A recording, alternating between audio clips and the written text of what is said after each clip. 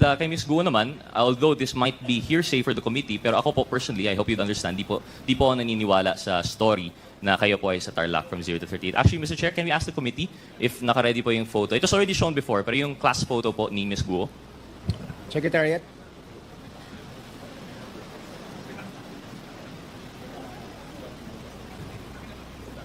Ms. Guo, while waiting for that po, you say you were born in 1986. Tama po ba? Yes po, Your Honor. That puts you at, how old are you now po? 38. 38. And at the time, naalala niyo po yung picture po, no, na na-present last time. But you claim na di niyo po yun... Ano You pong picture, invoked Your your Honor? right. Yung picture, class picture niyo po. I invoke my right. You Opo. invoked your right. Pwede mo naman sabihin na hindi ikaw yun, di ba? Your Honor, I hope you understand, sa sobrang dami na pong kaso na nasampahan po ngayon sa court, kaya anything po na isasagot ko po dito sa inyo might use against me po. Opo. Well, I think that's why I have a tendency not to believe you po. Kasi kung talagang hindi ikaw yan, I think you would have said that's not you. But instead, you invoked your right to self-incrimination. And why do I not believe that? I can identify two of the people behind you. Magka-batch po tayo, Ms. Guo.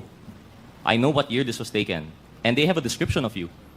Nung pumasok ka po sa Grace, napaka-thick po ng accent ninyo, Mandarin lang ang kaya niyong salita. But you were very friendly and you were very makulit. And that's why they had a hard time to forget you, even though hanggang grade 3 ka lang daw po doon.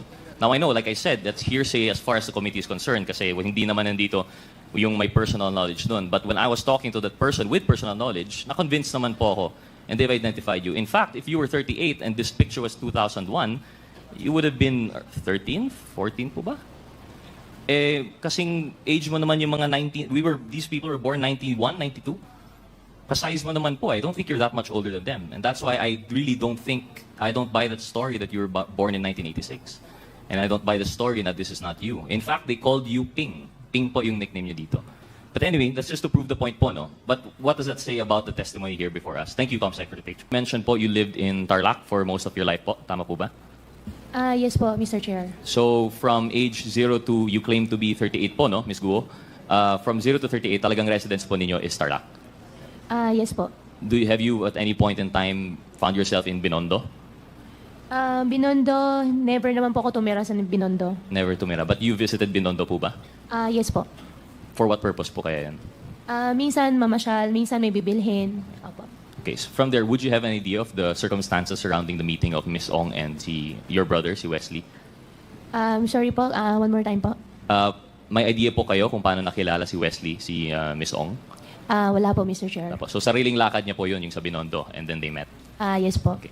I direct my questions again to Miss Ong. So you say you're in a relationship with Wesley. Ano po yung birthday ni Wesley Guo? February 23. Feb 23? Yes po. That would peg him, what year po? 1990, wait, bilangin ko lang po. Mr. Chair, do we have anyone who can confirm the date? Because my data says otherwise. I think Perhaps, Mr. Chair, I can ask the Bureau of Immigration. They might have the documents po. No? Mr. Chair, directing my question to the Bureau of Immigration. Anong birthday po ni Mr. Wesley Guo based on his Philippine passport?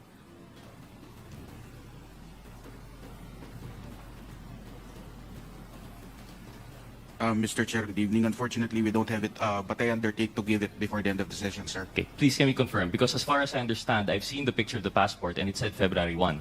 And it would be very curious po na Miss Ong wouldn't know the birthday of her boyfriend for 4 years na po. Tama po. But we'll confirm it later po naman, no? We don't have the data. Would you know po kung anong schools pinuntahan ni Wesley Guo?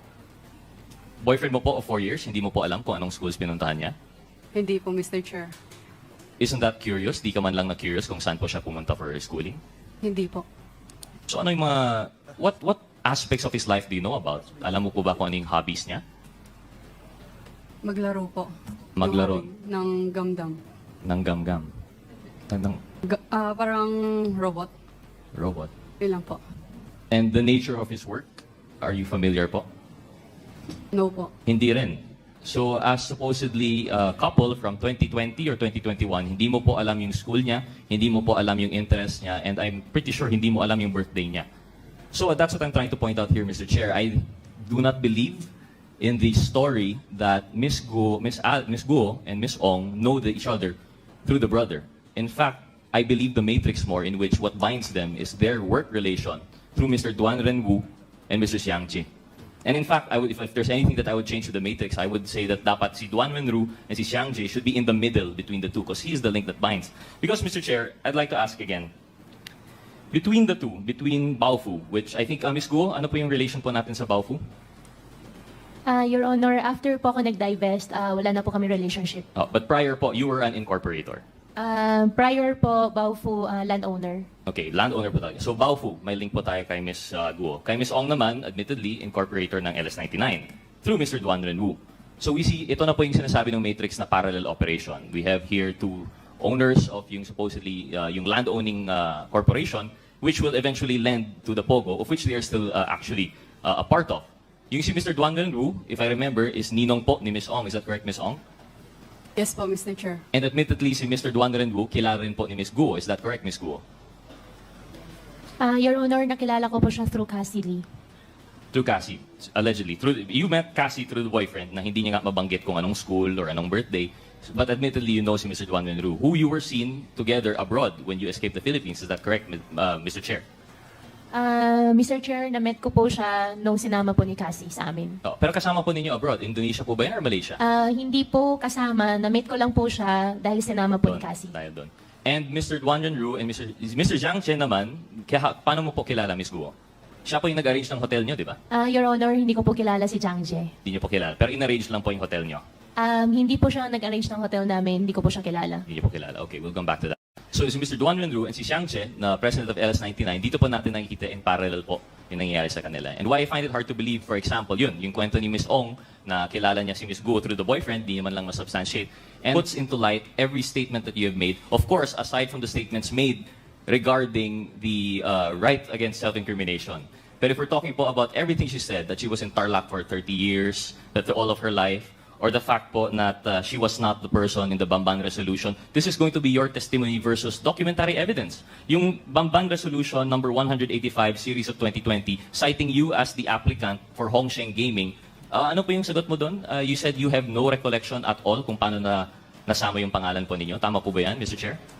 Mr. Chair, all related Hongsheng, Baofu, I invoke my right against self-incrimination po. Okay. And just proves it even more. If you can't relate to us how you're related to the resto, then I guess the document stands po na may kinalaman po kayo sa Hongsheng. Another thing po, you claim na walang Filipinos involved sa escape. How do we know that we can take that for granted? Kasi, yun nga, as far as we're concerned, false in one, false in all.